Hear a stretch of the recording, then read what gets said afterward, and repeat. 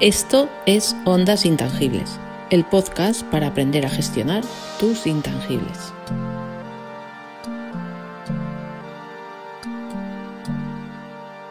Ahora vamos al segundo listado, al listado de intangibles que no requieren de un proceso de registro para estar protegidos, para generar derechos. Y ya habéis visto que aparecen tanto los derechos de autoría como otros intangibles como los secretos empresariales, el know-how o los derechos de imagen. Bien, nos centraremos prácticamente en el ámbito de los derechos de autoría, pero también veréis que todas estas explicaciones se podrían aplicar a otros intangibles, ¿no? Especialmente los secretos empresariales y el know-how. Tenéis aquí, por ejemplo, la legislación relacionada con el secreto empresarial. No es necesario que realicemos ningún trámite para tener una protección de toda aquella documentación, de aquellos materiales, de las metodologías, de las técnicas, de las formas de fabricación que queramos mantener en secreto y proteger mediante esta legislación. ¿Qué sucede? Que, bueno, sí que puede ser recomendable realizar, por ejemplo, un trámite para registrar o inscribir determinados documentos que, aunque formen parte del secreto empresarial, sí que se van a compartir, por ejemplo, pues con el personal de la empresa, con colaboradores o incluso con clientes. Un manual de uso, por ejemplo, de una aplicación o de un software. Bueno, pues si el software lo queremos proteger como secreto empresarial, quizás un cliente sí que reciba ese manual de uso y pueda ser objeto de protección. Bueno, con esta explicación a lo que voy es que en un proyecto cultural podemos distinguir entre aquellos intangibles que ya de por sí, como pueden ser marcas, diseños o patentes, requieren de un trámite administrativo, y de otros intangibles como pueden ser los derechos de autoría, que no requieren de este proceso, aunque vamos a ver enseguida que sí que puede ser recomendable. ¿Por qué no requieren de un proceso? Bueno, pues porque los derechos de autoría surgen de forma inmediata en el momento de cumplir los 3 requisitos que ya vimos en podcasts anteriores, ¿no? Que esa creación, que una obra intelectual sea creada por una persona física, que sea propia o original y no sea copiada, y que se plasme en un soporte, aunque ese soporte todavía no se haya difundido, no se haya divulgado o no se haya publicado, ¿no? Y el soporte además puede ser un soporte físico, como puede ser un libro, un CD, un DVD, un soporte plástico, ¿no? un lienzo, un soporte fotográfico, etcétera, o puede ser un soporte digital, que es, bueno, pues el soporte por excelencia en la actualidad.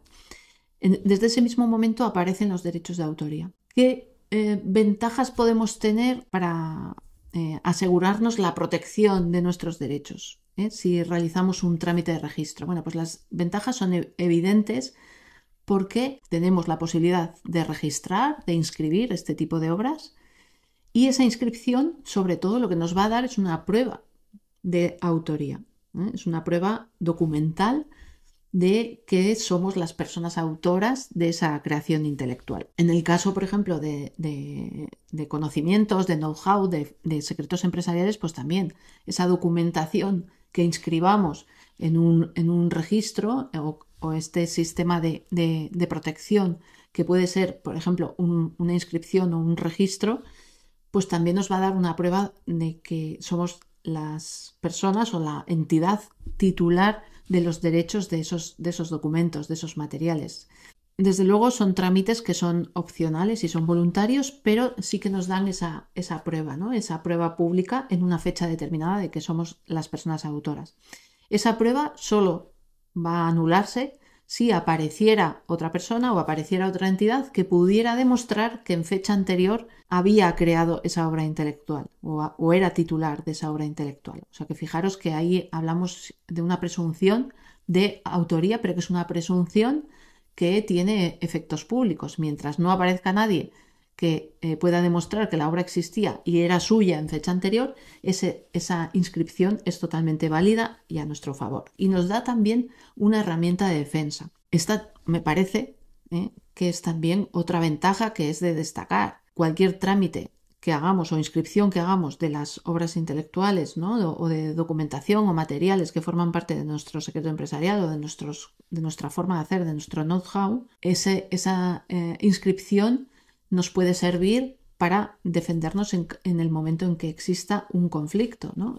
Bueno, pues alguien plagie o copie o use sin nuestra autorización o publique sin nuestra autorización nuestro contenido, nuestra obra intelectual, podremos acreditar que somos las personas autoras con ese certificado que nos dan en el momento de inscribir nuestra obra.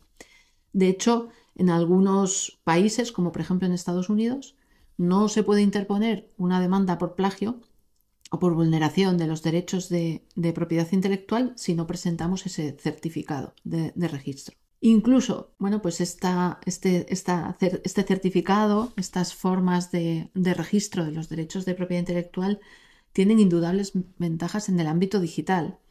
Un ejemplo para que veáis estas ventajas rápidamente.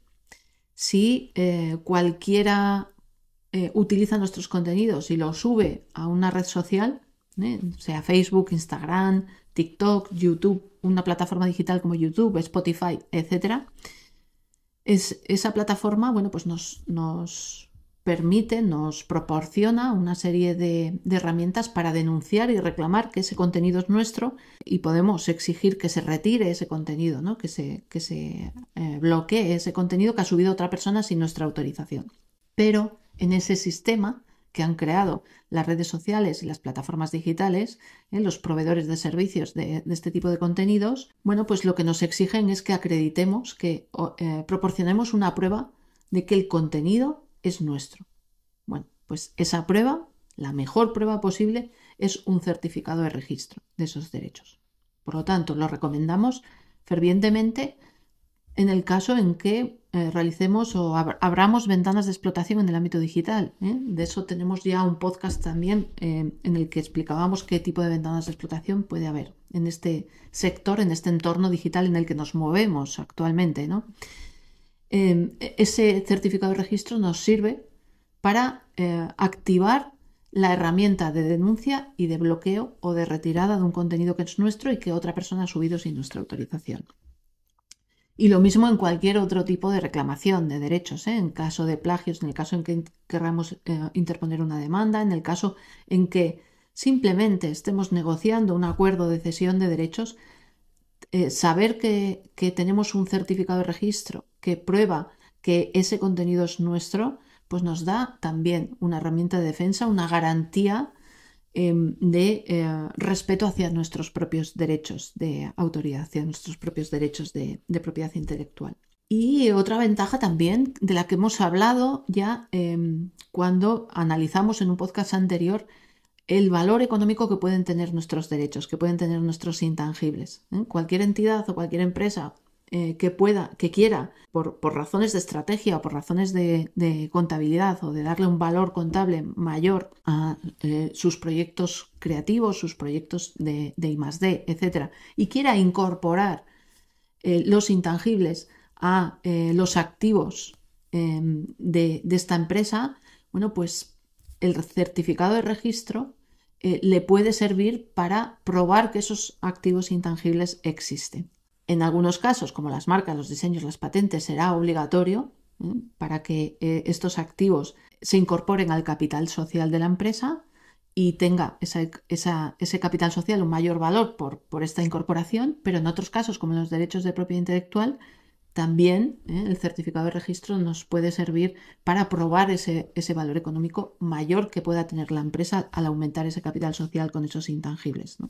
Bueno, otra ventaja es que estos trámites de registro de los derechos de autoría, estamos hablando en concreto de los derechos de autoría, son trámites que son muy económicos. Así como, bueno, pues un registro de una marca, de un diseño, de una patente, que además, según el tipo de trámite que realicemos y según el ámbito territorial en el que queramos proteger esos intangibles, pues puede generar una inversión económica bastante importante. En el caso de los derechos de propiedad intelectual, bueno, pues tenemos distintas vías de tramitación, de registro, que son, bueno, los costes son muy económicos, realmente son irrisorios, porque podemos estar hablando de costes de 3 euros, de 13 euros, de 15 euros, que, bueno, pues todos nos podemos permitir en un determinado momento, ¿no? Y más las empresas y las entidades que están invirtiendo en un proyecto cultural bueno, pues del tipo obra audiovisual, obra cinematográfica, etcétera, donde hay una gran inversión económica y realmente un trámite de registro, pues bueno, pues no apenas supone un coste económico para este tipo de proyectos. Además, es un registro que no hace falta renovar, es un registro que tiene una validez global, mundial, y que se puede realizar, bueno, pues en cualquier momento. No es necesario realizarlo antes de la difusión o de la divulgación del proyecto cultural o de la obra intelectual. Podemos realizarlo en cualquier momento mientras tengamos los derechos vigentes. Sobre la vigencia y la duración de los derechos ya hablamos también en podcasts anteriores. Con lo cual, bueno, pues tenemos esta posibilidad, vemos las ventajas. Encarecidamente recomiendo que realicéis trámites de registro de vuestros derechos de propiedad intelectual, de vuestros derechos de autoría, y ahora pasamos a ver cuáles son esos trámites, o al menos los que recomendamos desde la Asociación Intangible.